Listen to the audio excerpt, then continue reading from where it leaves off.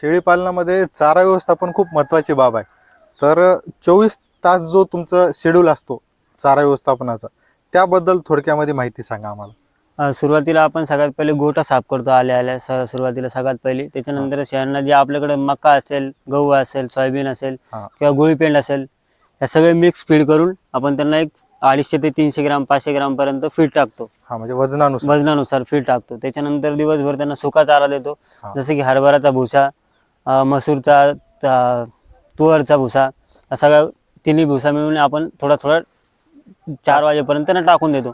4च्या नंतर आपण लसूण घास झालं, त्याच्यानंतर मार्वेल झालं, तुती झालं, तिकडे नेपियर आहे किंवा हिरवी मक्का असते, त्याची कुट्टी करून त्यांना संध्याकाळी हिरवा चारा पोटभर देतो. ओके.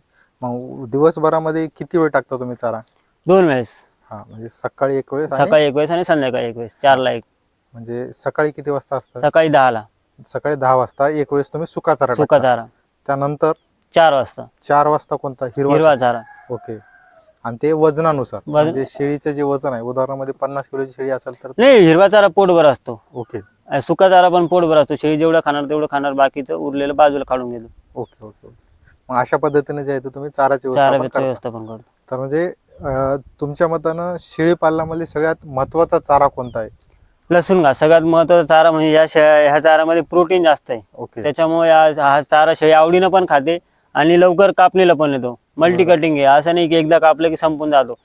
तुम्ही एक 15-20 दिवस झाले की कापणी करू शकतात. ओके. त्याच्यामुळं मल्टी कटिंग चारा एकदा लावलं की तुमचं 1-2 वर्ष ताण नसतं. बरोबर. आणि दुसरा कोणता चारा लावलेला? आता इथं सध्या मेथी घास इथं मेथी घास आहे, तिकडं मार्वेल आहे, कांडी गवत म्हणतो ना आपण, ते पण शेळ्या खूप आवडीने खातात त्याला. बरोबर. आणि त्यानंतर इकडे तुती आपण पिल्लांसाठी वापरतो. जे लहान पिल्लं असतात, सुरुवातीला छोटी छोटी पिल्लं असतात 2-2.5 महिन्याची, ती पिल्लं जास्त करून जाड चारा खात नाही. जसे कांडी घास झालं, ते पानं खातात, सोडून देतात. त्याच्यामुळे त्यांच्यासाठी तुती आणि सुबाबू लावलेली. हिबाकानाची झाडं लावले तिकडं, हे सगळं पिल्लांसाठी चारा. आणि आता जे संख्येवर सुद्धा व्यवस्थापन करणं महत्वाचं आहे. म्हणजे आपल्याकडे संख्या किती आहे शेळीची, त्याच्यानुसार आपण चारा एरिया करू शकतो. तर मग आता सध्या तुमचं कसं नियोजन असतं? म्हणजे किती शेळ्यासाठी किती एरियामध्ये टाकायला पाहिजे असं काही? आता आमच्याकडं जवळपास 100-120च्या आसपास शेळ्या आहेत. तर आमचं पूर्ण म्हणजे 2 एकर मध्ये पूर्ण घास लावलेले आम्ही. ओके.